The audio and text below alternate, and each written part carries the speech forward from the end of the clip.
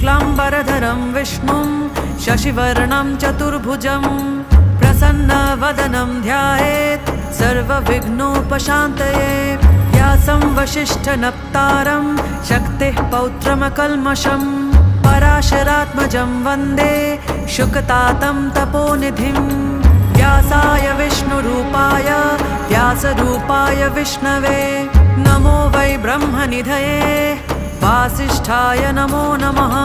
अविकाराय शुद्धाय नित्याय परमात्मने सदैकरूपरूपाय विष्णवे सर्वजिष्णवे। यस्य स्मरणमात्रेण जन्मसंसारबन्धनात् विमुच्यते नमस्तस्मै विष्णवे प्रभविष्णवे। ॐ नमो विष्णवे प्रभविष्णवे। श्रीवैशम्पायन उवाच श्रुत्वा धर्म